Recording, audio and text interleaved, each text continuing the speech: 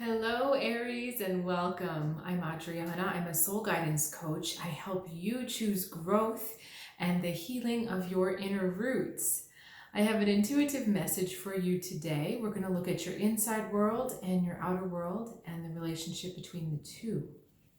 Okay, so my guys are saying right to left, 10 of roots, wealth on the outside, hermit on the inside, looking towards the wealth. Always a good sign. Interesting, the ace of roots. So we had 10, 9, 10, 9, 1 going on here. And then daughter of horns on the outside. Okay, I am feeling like this is a lot more kind of internal, mystical, spiritual than it is very practical, pragmatic. So let's go ahead and start. All right, we need to look on the inside first. So, Aries, are you taking time for that rich inner world of yours?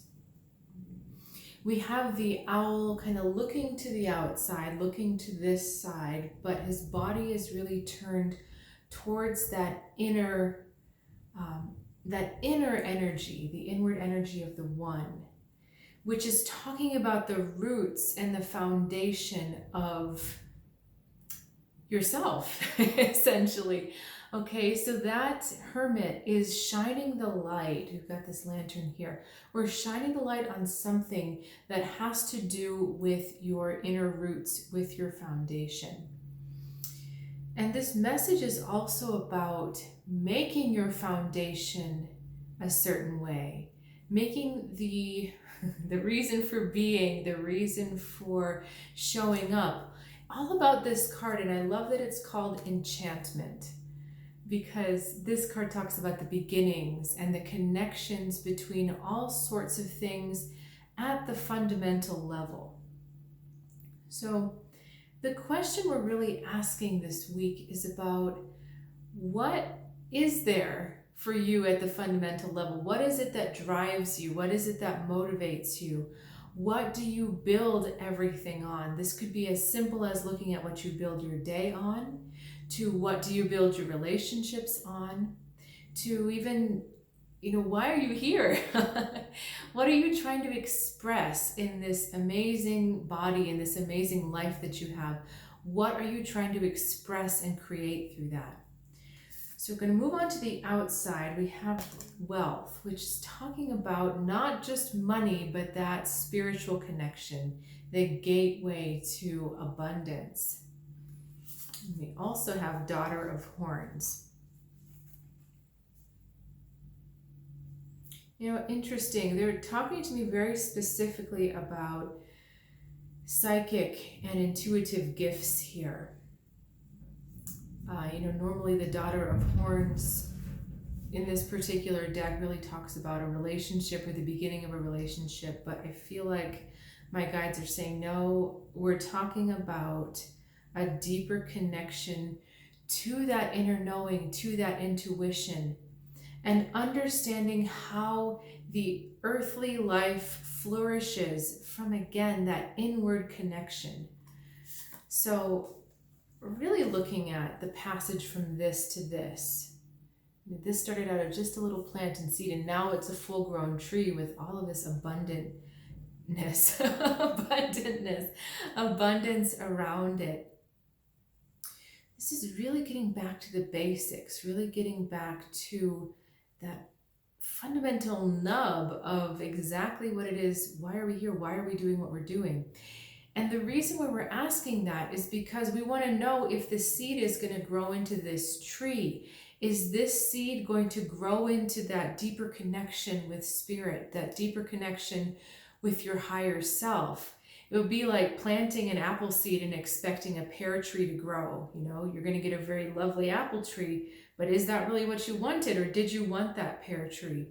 So choices. I'm surprised we didn't draw the 6, the lovers, but talking about choices. And let's go back to this. Well, now I've got them all out of order. There we go.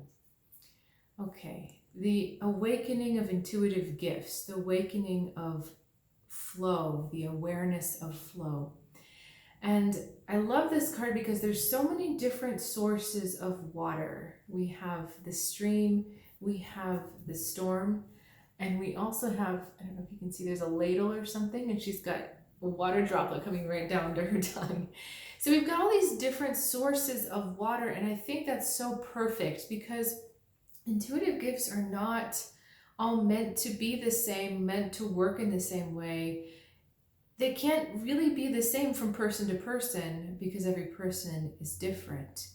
So even if you have 10 people who are clairvoyant, the clairvoyance is going to be a little different with each one because of their life experience, because of their filter that the information comes through, and most importantly, because of their purpose. Some people come to heal, some people come to prophesy, some people come to teach, some people come to do a combination, some come to use the clairvoyance in their daily life only, and some come to use it, all over the place. None of these gifts are any less than the other, but the important thing is to know what it is, what your gift is, and why you have it, and what you're doing to cultivate it, and why it's there. So it's not enough to know, yes, I'm clairvoyant, or yes, I have prophetic dreams. It's why. Why do you have them? What is your soul's purpose? How does this all relate to you and why you're here? How is this part of your identity? So Aries, I'm asking you a lot of questions because of this Hermit card. This is an introspective time trying to figure all of this out, trying to gain clarity, shining the light on exactly what's happening. I've lost track of the days, but I know the 22nd, I think that's a Sunday, is the full moon, and it's our second full moon in Aquarius. So this is an important time to know exactly where you're going and why you're going there. Because in that moment of the full moon, it's amplification of gifts, it's amplification of opportunities.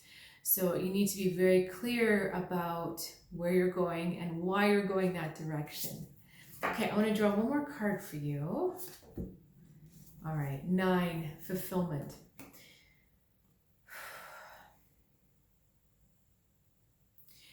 The emotional way you feel, that's a little redundant, but the way you feel about your purpose, about your gifts,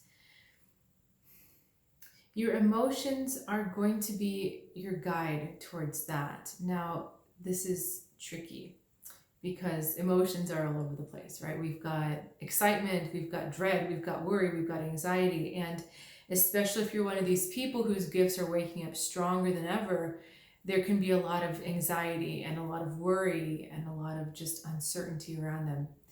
That's not the guiding emotion I'm talking about. The guiding emotion I'm talking about is calm. You see how flat and cool this water is.